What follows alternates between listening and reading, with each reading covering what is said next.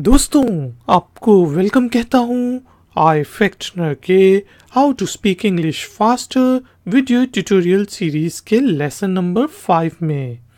आज के video tutorial में हम फिर से बात करेंगे कि फॉर्मल कॉन्ट्रैक्शंस को यूज़ करते हुए हम फास्टर और फ्लुएंटली इंग्लिश कैसे बोल सकते हैं। तो शुरू करते हैं जी अपना आज का video tutorial. Like, share, subscribe. I Factner. आज की पहला हमारे पास सेंटेंस है, किसी ने उसे पिक नहीं किया होगा। अगर तो हम नॉर्मल पेस में नॉर्मल इंग्लिश में बोलेंगे तो हम कहेंगे someone would not have picked her। इसी चीज़ को आपने फास्ट करके बोलना है तो आप कहेंगे someone wouldn't have picked her। तो आपने देखा कि would not को हम शॉर्ट करके wouldn't लिखते हैं और कहते हैं someone would not have picked her, someone wouldn't have picked her। किसी ने उसे लिया होगा, someone would have taken it। इसी चीज़ को आपने फास्टर इंग्लिश में बोलना है, फॉर्मल कॉन्ट्रैक्शन को यूज़ करते हुए कहेंगे someone would have taken it। तो would have को आपने would have कर दिया, someone would have taken it, someone would have taken it। कोई इसको क्लेम कर लेगा, बैगेज को क्लेम कर लेगा, किसी चीज़ को क्लेम कर लेगा, कोई भूल गया है तो हम कहेंगे नॉर्मल इंग्लिश में someone will claim it। Faster mode में हम कहेंगे someone will claim it। तो आपने देखा कि someone will को हमने शॉर्ट कर दिया someone will claim it, someone will claim it, someone will claim it। कोई आया है, कोई मुझे बुला रहा है, जिससे हम कहते हैं कोई आया है someone has come normal English में। इसी चीज़ को आपने फास्ट करके बोलना है तो आप कहेंगे someone's come। तो आपने देखा someone has को हमने शॉर्ट करके कर दिया someone's, someone has come, someone's come। और इसी तरह कोई मुझे बुला रहा है, someone is calling me। इस चीज़ को शॉर्ट करके हमने कहना है तो हम कहेंगे someone's calling me। someone is को शॉर्ट करके हमने कर दिया someone's, someone is calling me, someone's calling me।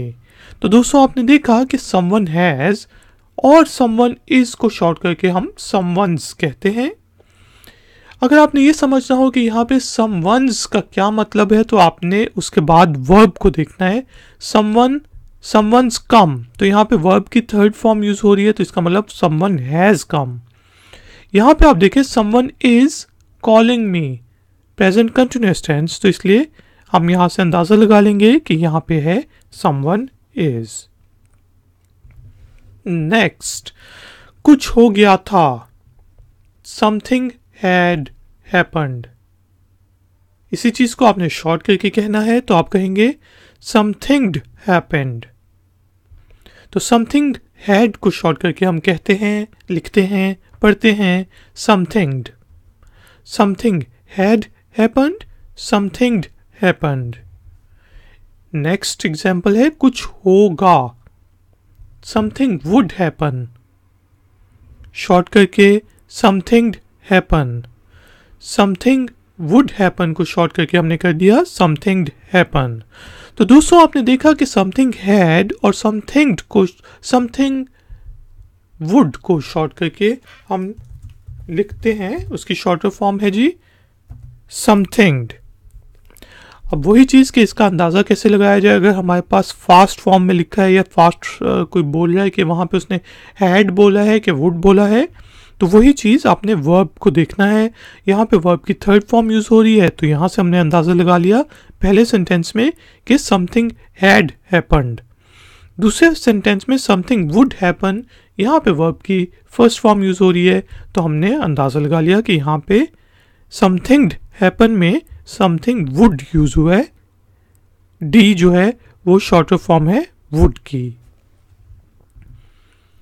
दोस्तों नेक्स्ट सेंटेंस हमारे पास है उसके साथ कुछ हो गया होगा।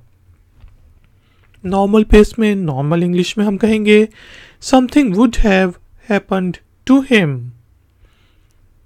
अब इसको शॉर्ट करके हमने फास्ट बोलना है तो हम कहेंगे समथिंग हैव, मतलब समथिंग हैपेंड टू हिम। तो समथिंग वुड हैव को आपने शॉर्ट कर दिया something something something would have something would happen to him, would have happened to him, something happened to him। कुछ होगा, मुझे लगता है कुछ होगा, something will happen। Normal English में फास्टर पेस पे हमने बोलना है, लिखना है तो हम कहेंगे something will happen। तो something will को शॉर्ट कर दिया something ill। something will happen, something will happen।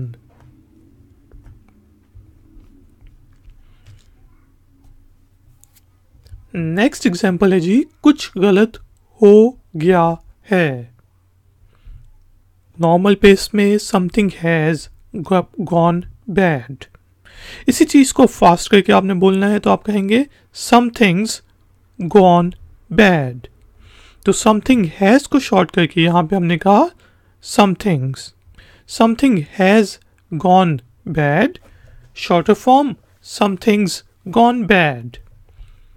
इसी तरह कोई चीज़ ठीक नहीं है, आप कहीं पे गए और आपको लगता है कि यार कोई मसला है, तो आप कहते हैं समथिंग इज नॉट राइट। इसी चीज़ को शॉर्ट करके आपने कहना है तो आप कहेंगे समथिंग्स नॉट राइट। तो समथिंग इज को यहाँ पे शॉर्ट करके हमने कहा something's. Something is not right, something's not right. अब आपने देखा कि समथिंग हैज और समथिंग इज को शॉर्ट करके हम समथिंग्स कहते हैं। अब अगर कोई शॉर्टर फॉर्म में फास्टर इंग्लिश बोल रहा है समथिंग्स गॉन बैड, तो यहाँ पे आपने कैसे अंदाज़ा लगाना है कि यहाँ पे हैज़ यूज़ हुआ है या ये इज़ के लिए यूज़ हुआ है। तो वही चीज़ कि आपने वर्ब को देखना है। वर्ब अगर थर्ड फॉर्म में है तो यहाँ पे मतलब है हैज़ यूज़ हुआ है, समथिंग हैज़ गॉन बैड। इसी तरह नेक्स्ट सेंटेंस में समथिंग्स नॉट राइट, तो यहाँ पे हैज़ यूज़ होना चाहिए या इज़, तो आपने अंदाज़ा लगा लिया कि इज़ यूज़ हुआ है क्योंकि वर्ब की थर्ड फॉर्म नहीं यूज़ हुई। नेक्स्ट सेंटेंस दोस्तों हमारे पास है ये कर देगा। कोई चीज़ है ये काम कर देगी, इट विल डू, जिसे हम कहते हैं ना डैट विल डू इट, या हम कह सकते हैं थोड़ी सी स्लैंग इंग्लिश में दैट विल डू इट, और इसी चीज़ को हम शॉर्ट करके कह सकते हैं डैट विल डू इट। तो डैट विल को आपने शॉर्ट कर दिया that will, that will do it, that will do it. वो अच्छा है, that is good, shorter form that's good. तो डैट इज को शॉर्ट करके हमने कर दिया that's, that is good, that's good. वो काम करेगा, दैट वुड वर्क।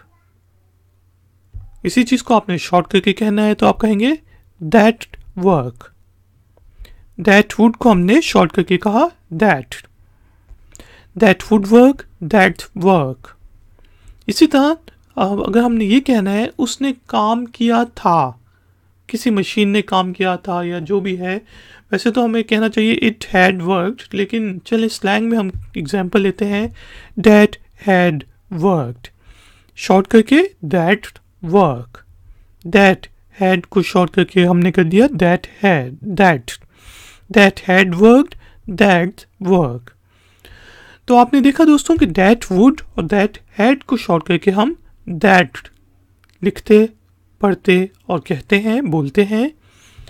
वही चीज़ कि अब हमने अंदाज़ा लगाना है कि यहाँ पे दैट जो है दैट वर्क में वुड के लिए यूज़ हुआ या हैड के लिए, तो आपने उसके बाद वर्ब को देखना है। अगर वर्ब की फर्स्ट फॉर्म यूज़ हुई है वर्क, तो आपने अंदाज़ा लगा लेना है कि ये वुड के लिए यूज़ हुआ है, that work, that would work. और यहाँ पे देखें दैट वर्कड, वर्ब की थर्ड फॉर्म यूज़ हुई है, तो यहाँ पे हमने अंदाज़ा लगा लिया कि यहाँ पे दैट हैड वर्कड आएगा। पार्टी होगी, there would be a party. Shorter version, faster version, there'd a party.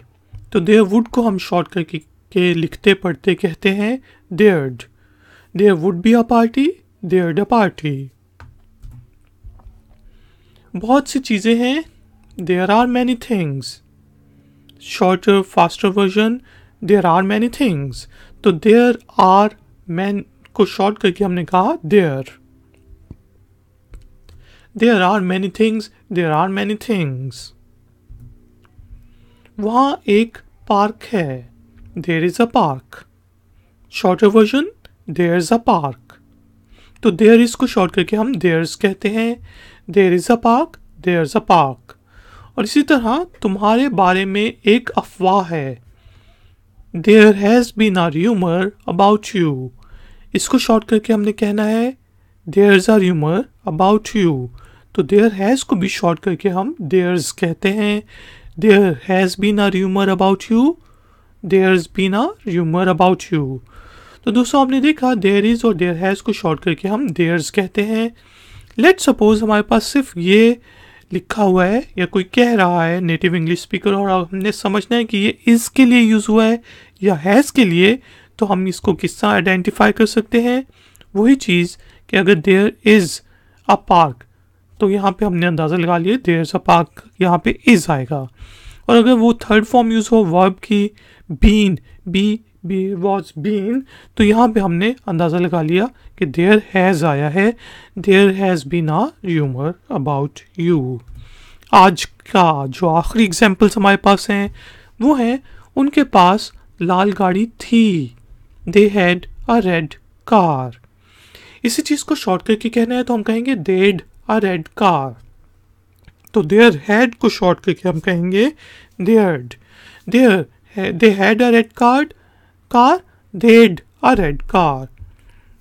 एक और एग्जाम्पल, वो आएंगे, दे वुड कम। अगर तुम कॉल करोगे तो शायद वो आएंगे, दे वुड कम। तो शॉर्ट फॉर्म में हम कहेंगे देड कम, दे वुड कम, देड कम। तो दोस्तों आपने देखा कि दे हैड और दे वुड के लिए जो शॉर्टर फॉर्म यूज़ होती है, फॉर्मल कॉन्ट्रैक्शन होती है, वो होती है देड। अब लेट सपोज अगर हमारे पास ये सेंटेंसेस लिखे हैं तो हमने अंदाज़ा कैसे लगाना है कि यहाँ पे दे हैड आना चाहिए या दे वुड।